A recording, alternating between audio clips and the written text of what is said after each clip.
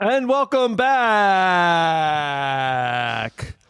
to the Nailing History podcast. Special edition. Well, not really. Don't Kind of. know. I'm here with John, who doesn't know how to set up anything for a show. You just go on and blurt things. I don't want to say sense of Subtlety. build up. Sense of build up or anything like that. Structure. We'll have plenty of time to get to that with this new topic. We got it. Why do you keep doing that? I'm excited. I want to get into it. I'm gonna let's do a little catch up for the fans. They haven't heard from us for a couple weeks. How was the All right. trivia? Right. Yeah, trivia was great. Trivia was great, fans. I think I have about 65 in my office. About 23 participated. People you're People, talking that about. is. Congratulations to Mr. Ty. I don't think anyone's going to be able to track him down with Mr. that. Haircut. Nice haircut. Yeah, he did a great do. Yeah, it was really fun. I enjoyed it. I hosted it. It was about 40 minutes, and everyone, I think, had a fun time getting out of work for that amount of time. It was Friday afternoon. Quite the outfit. What'd you wear? Tell the fans. I wore what you would think would be a blazer. No. But It was in not a actual blazer. fact was my suit jacket. I was unaware prior to Matt. No, I'd what already else what did you wear with? I had a red tie, white shirt, and Converses with jeans. And skinny jeans. And you wore a suit jacket. A blue suit jacket. Just dare to be bold. Dude, that's such a fashion faux pas. It's not even funny. I mean, look at me, but I know that you don't do that. Well, it is casual summer right now at my work, so. But there's They a allowed huge difference between a blazer and a suit jacket. Well, And you can tell immediately. I wasn't hiding anything. I wore my suit jacket. If anyone asked me, "Oh, where'd you get that? Is that a suit jacket you're wearing?" I would have admitted it. Everybody knew. They didn't have to ask. It had to have been the talk of the office. It had to have been the talk of the office. I'm just standing up there asking them how many hot dogs everybody eats every 4th of July, and they're just like, looking "Do you at see me what this guy's wearing? Does he know you're not supposed to do that?" My colleague gave me a very high praise, saying I did a great job hosting. She would love to participate again. Did you make any jokes? Crowd work came in waves. But I got people into it. They were into it. I was getting into it. Was there a prize for winning?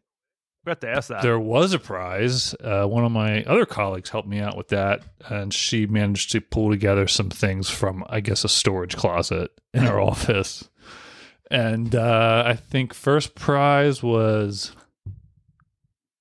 I don't know, maybe a puzzle. Who knows? I didn't see it. She's just like, "I got something for you." I'm like, "Okay, that'll work." I know third place was like a pencil set, and then second place was like something from the Port of Norfolk. Maybe a snow globe. Who knows?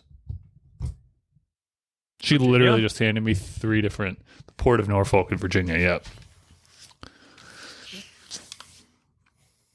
So.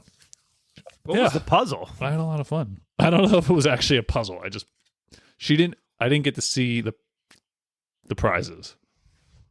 I can't believe you wore a suit jacket with jeans, dude. I think we're gonna hear a certain one of our fans, Mr. Pepperfield. I think we know you're gonna get a hot take from you on that. Please send us a text. I'm gonna put Let us know what you think. I'm gonna put a poll out on X, a yes or no, if you should wear suit jackets with skinny jeans and Converses. You wore those goofy Converses, those red, white, and blue Converses too. That's right. They look like clown shoes. It's fitting, I guess. I was dressed a bit clownish, but I enjoyed it. I think everyone had fun. Man, John. Well, you tried. That's good. Well, that's good. I mean, it's not like Did you take it? I guess I should ask you. I know the answer, but I'll just have you tell the rest of the fans. Did you take any fans' advice?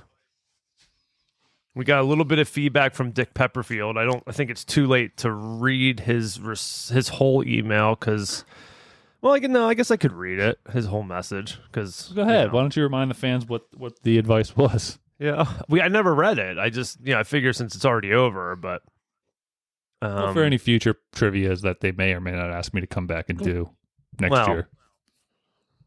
Yeah. Once I get a blazer. They should get you a blazer for Christmas. All right, Mister. This is the only fan we asked for a bunch of feedback on it. We got none except from Mr. Pepperfield. He says, "Hello, boys. I'm back," and then I didn't come through on the message here, but it says randyquaidhero.jpg, which I assume means it's a GIF or a picture of Randy Quaid flying his F-16 fighter jet up into the beam of light coming from one of the spaceships in the movie Independence Day. And his face is glowing in green. Glad to hear you two back potting again. Congrats to John on tying the knot. I hope he got some manière for the wedding and was able to keep his balls cool. Did you get manière, John? They weren't running any last minute sales. What'd you get? Did you just wear cotton or? No, I wore something. I bought it from I don't know if I should put their name on blast here, but why would you not put their? It's called Mr. Davis. Okay. It's comfortable enough, roomy, snug, but classy. And I did take the advice of my suit tailor to wear a skin tone colored V-neck. I don't know which skin tone it was, but it certainly was not yours. I think all their products are designed and made in China. So it was a brown undershirt. It was not even close. And I managed to get a deodorant stain on it very quickly. It was so funny. Wish I had back to the message. Wish I could have had some of that signature drink because Simply Peach is simply lovely. As far as this trivia John is hosting, on the whole, it sounded good. I have a few notes as requested. I agree with Matt on most of his notes throughout. Coney Island should be the answer, not NYC. What are we doing here? ID4 can be tightened up and funnier. I think that movie is more of a fourth tradition than Katy Perry. I've never heard her song referred to as an unofficial anthem. First thing I think of when I hear that is the highly underrated film The Interview. Very true. This one sounds like it has ChatGPT written all over it. Born on the 4th of July, one could argue that William and Stephen Baldwin, as well as Tom Sizemore, star in this movie. Would those be accepted answers? Maybe specify lead actor. For which question should be multiple choice, I think if it's even vaguely generally known, then there should be no multiple choice. If Matt didn't know it, then maybe keep the choice. Date should probably be multiple choice, but for 1776, I agree with Matt that the inclusion of the dates near 1776 will make some second guess themselves. Finally, I'm overjoyed that John has finally watched National Treasure, starring our own National Treasure and Patriot Nick Cage. You two should definitely do a breakdown of that movie on the pod in the future. I guarantee that would be a fan fave. Thanks, Dick Pepperfield. Couple things. First, John, did you take any of our advice? I did. I made far and away more multiple choice than write-ins.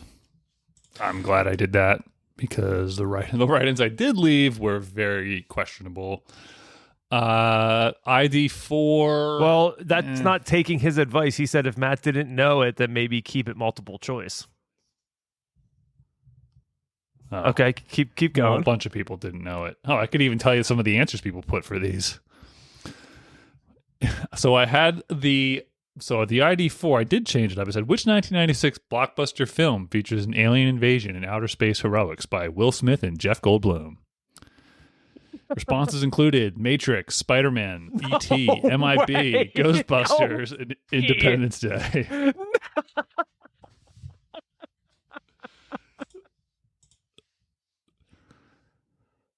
Okay. What else do we got here? The Matrix? The Matrix. What is the most common color of fireworks used during 4th of July celebrations? People put blue and red and white, white, red, blue, and white. I did tell people you had one of 3 choices to make. Yeah, it was but I did What do you mean use... one of 3 answers? One of 3 choices. Yeah. So born on the 4th of July, I did take his advice too, and I specifically named the actor. I changed to which actor portrayed Vietnam veteran and anti-war activist Ron Kovic in the 1989 film Born on the 4th of July. That was multiple choice. I did a little bit of show preparation today, and I watched that movie for the first time this morning, actually. That movie is something else, man. To prepare for the show? I mean, kind of. I was just thinking about it. I'm like, I never watched that. And we were talking about it. And wow, what a movie. What a film. Tom Cruise's hair is absurd the entire movie. It's great. I loved it. Like, it never looks good. His hair looks so bad. Oh, and especially when he's like back from war. Yeah, and he's in the wheelchair. No, like, right? okay, so like when he's young, his hair is just normal Tom Cruise hair, but when they put like his fake hair to make him look like a disgruntled Vietnam vet, it's like he came back, and I get that war may age you a little bit, and he's in a wheelchair, and that all stinks or whatever, but he just automatically fast forward to looking like this guy in his like 40s, this like rough, this Randy Quaid-esque person. I mean, he was just. He had the whole receding hairline, just kind of gray hair. It wasn't even his regular color anymore. It was absurd. His mustache was awesome too. And him and William Dafoe had that kind of falling out. That was kind of a sad part of the movie. I mean, the movie was very sad. The whole movie, it was kind of heartbreaking. It was a tough one. I can't really say I enjoyed it. I don't like Willem Dafoe, so... Big Willem Dafoe guy. You were right though. He was in it, and I was curious what happened. What we alluded to the last. I guess the main reason why I watched it, why I wanted to watch it, was because when we talked about it, we alluded to that. Oh, he asked this girl to prom. She turned him down, so then he joined the Marines, and you said that wasn't the case. And I wanted to get a little bit more backstory of how that works. Did you get that? All? Yeah. She was always, the girl always had a crush on him. Sissy Spacek, right? No. Not Sissy Spacek. Not even close. Kira Sedgwick. Sorry, not Sissy Spacek. Well, yeah. She always had a crush on him. Growing up, and then he never wanted to tell her his feelings, and then he finally got up the gusto to ask her to prom, but he played it off pretty cool. He was like, hey, do you have anyone to go to prom with? And she's like, oh yeah, I'm going with so and so. And he's like, oh. And she's like, I thought you were going with somebody from Ronkonkoma Beach. And he was like, yeah, no, because he was telling all his friends that he had a date because he didn't want to like ask her out, I guess, or didn't want them to know that he liked her. It was kind of weird for being like 18, but I guess he was kind of like I don't know, like a naive, like goody-goody, I guess. And then she said, "Oh, I'm sorry. I thought you were." He's like, "Oh yeah, no, I'm not good. I don't have time. I got to get ready for the Marines." Acting like tough.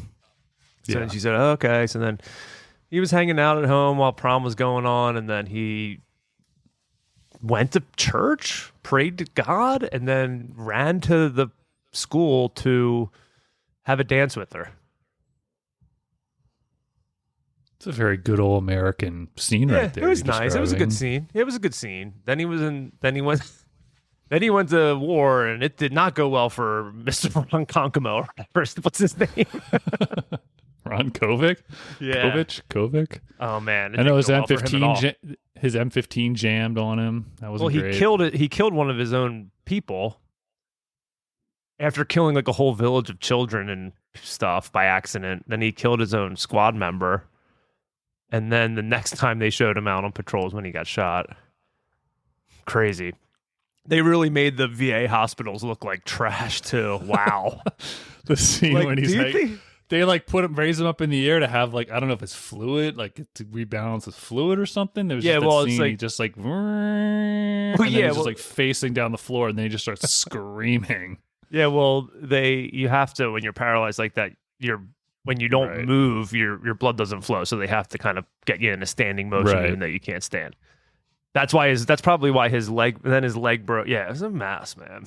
This is sad, but there's no way the VA hospital. I mean, maybe I don't know. Like They rats might have been that everywhere. bad. You think? Might have been that bad. In the 60s? I feel like the reason why, like, it seems like almost the military now is a protected class, I'm just going to call it like it is because of how they were treated following the Vietnam War and the state of That's true. now everything is military. I mean, it's not that it ever really was, but like the whole lack of respect that was thrown their way after the war. And, again, why the musical artists who wrote the rock anthem Born in the USA, Chris Brown and Metallica, John Mellencamp, as some of these responses were. Bon Jovi did a cover, I believe. They're messing with you, dude. They saw you up there with your suit jacket and jeans, and they're like, "Oh, this is ridiculous." And they were messing with you. There's no way anybody thought Chris Brown. Somebody wrote Skip. And then someone else went, no idea. So. Yeah, it was a crazy movie. Yes. Any other good answers? Somebody said Mbop for the 4th of July anthem, Party in the USA, Single Lady. They were definitely messing with you. Firework with a space in it. Did not get that one correct. Ooh. I stressed to them that spelling matters. Use your spell check or autocorrect if you have to. They did not do very well on the Patrick Henry one, even though it was multiple choice. Only 5 got it correct. 6 Weren't you going to not make that? Weren't you going to not make that? Yeah, that would have been great if you made that. If I knew that you were able to read the answers, I would have made them all fill in the blank. Like if I knew you were going to be able to keep the answers, we could go over them. We should have just done that. Dang, missed opportunity. I think all in all, though, it went pretty well. Chris Brown, that's funny. Yeah, all right. The Garibaldi one wasn't too hot either. Well, that was just a stupid. I don't know why you even did that question. But talent. I will say, Mr. Pepperfield, I like your thought of doing a breakdown of the movie National Treasure, and I would like to do it. I think maybe we can get a full panel together, and maybe get everyone in studio and do a nice run through. Would be fun. Good. I know a few people that might be interested. That was my other goof too. I didn't include a National Treasure question. Well, seemed like a gimme. Yeah, I guess. I mean, it didn't really have Even anything the winner thought, he said, "Hey, when I read the 4th of July one, I thought he was expecting a National Treasure question too." So sorry to disappoint you. But that wasn't 4th of July. Well, the Declaration of Independence. That's true. Yeah, you blew it. You did blow it. You're right. It's okay. It's okay. Alas. But no, it was fun. I did enjoy it. I don't think my boss was entirely blowing smoke at me when he said I did a good job, but I got up there. Mentimeter was good to me. Did not screw up, but yeah, it was really it was a 3-person race. There was really 3 people that were really in on it the whole time. Then there was a falling off. So that's it. I will be willing to share it for anyone else if they want to do trivia with their family. I can give you just let us know. We'll post the link on we'll post the links on link on X. Yeah, can we do that? Just let me know, and then I can I could set it up. I've got a few more spaces available this month, so you can get in on that. But you can't just go right on the link. I think I have to set up I've got to start the presentation, and then people can start answering the questions. Okay. Well, I think what John's getting itchy about, since he's been itchy from the beginning of the episode, we have I want to say probably the biggest show announcement since announcing that we were starting the podcast. Would you agree? I think it's up there. And I think it's up there. He's very excited about this, I think, because it was his idea. It's not a bad idea. We've kind of alluded to it in past episodes. And I think we're going to give it a shot. Really, from almost the very beginning, it was kind of something I knew I wanted to discuss. I thought we would make for good content. But I don't know. We never released those episodes, right? There's still there's one episode. Doors. Yeah. What? Nothing. Keep going. So when we first were spitballing ideas about what to actually make this podcast about, I specifically told Matt, I said, if I'm going to do a history podcast, he said, well, what do you want to cover? And I said, I want it to be about how the states are basically preceded the general government.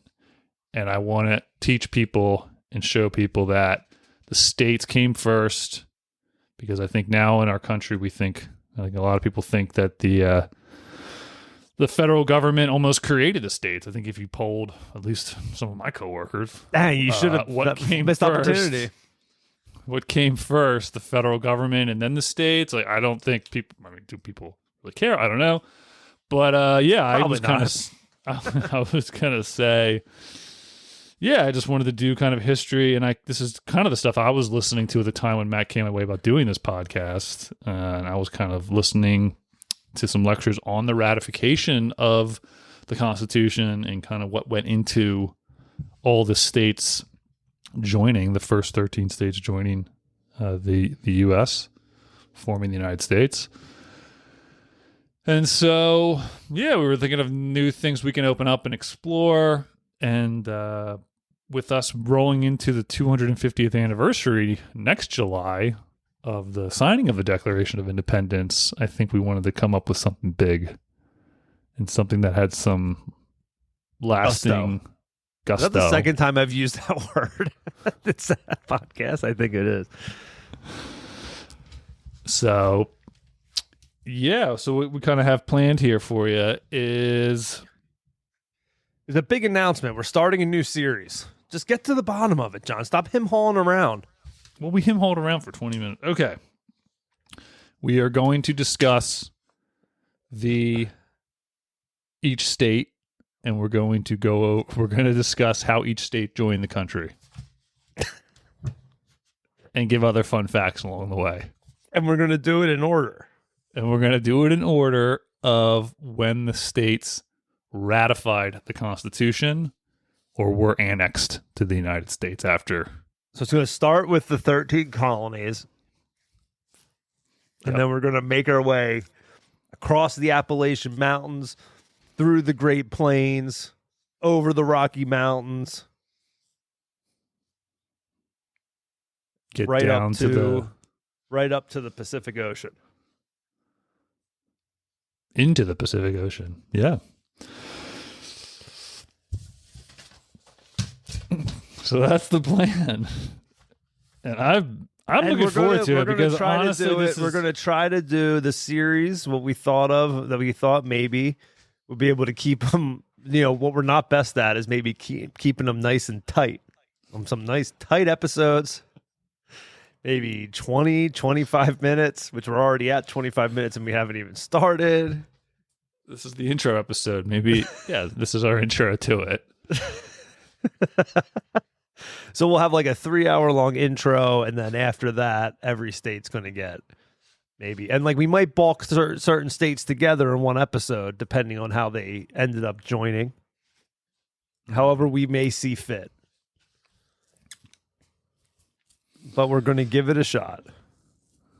We're going to give it a shot. I think every state's due its fair share, its fair shake.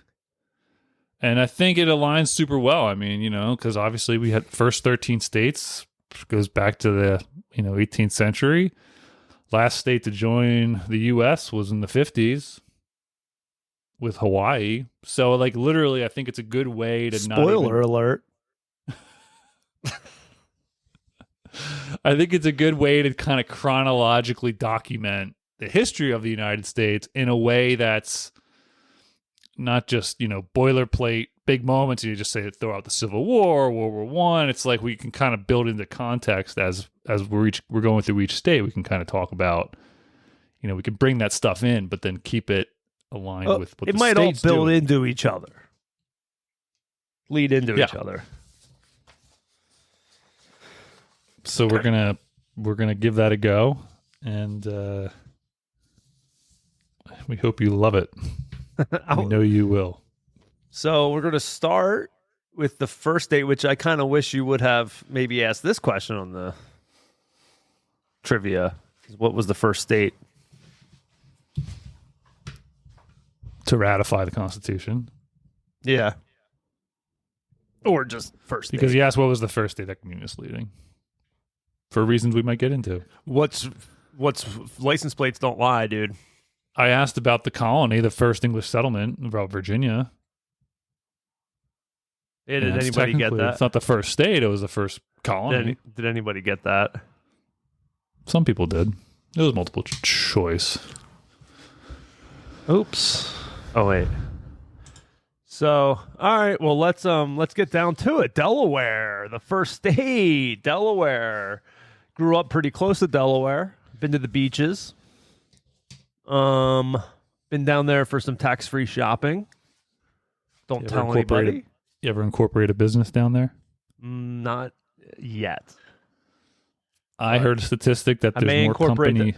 I may incorporate the podcast down there, depending on what we find out today. I heard a little fun fact that there are more companies incorporated in Delaware than there are residents, which is a little shy of 1 million people live in Delaware currently. Across 3 counties, has the fewest counties of all the states in the country. You got Newcastle, Kent, and Sussex. So it was, as we mentioned here, Delaware, state of mind, as we know. This is exactly like when it was in the White House of the Confederacy when they asked you about the Peninsula Campaign. You're sweating over there, dude. I could tell. No, it was the All right, fans, I think you could kind of see where that was going. We blew it big time. Can't subject you guys to the remaining 50 minutes of our talk on Delaware. John said that I threw him off by doing an intro to the episode, which I found kind of interesting considering we do intros to every episode, but he seems to be caught off guard every time we do that. But listen, we each listen to what we've recorded that you guys will not hear. I can't do that to you. And I think we have a good game plan going forward, a little bit more structure. As long as the powers at B or the powers that be prepare enough, that being myself and John, I think we can make this somewhat fun, maybe. So I wanted to still post something to let you guys know what we're doing. I didn't want to leave you guys hanging for so long because I know how much you want new content. So yeah, that's where we're at. We're gonna step back and punt, and the next episode will be starting fresh with talking about Delaware and then moving through all the states in some abbreviated installments of the podcast.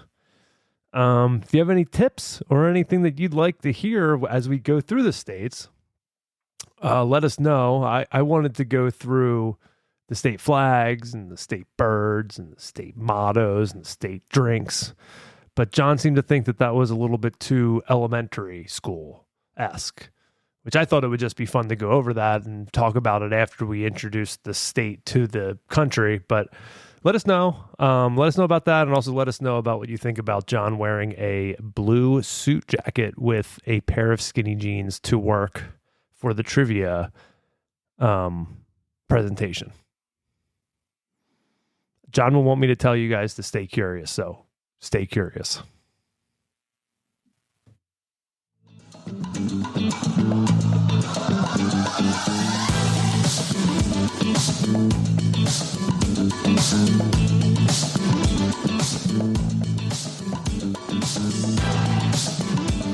Also, let me know what you think about this new jam for our intro outro music. And we say bye-bye.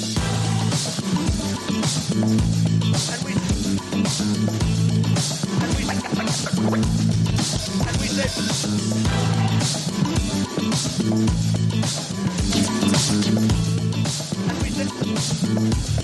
say bye-bye.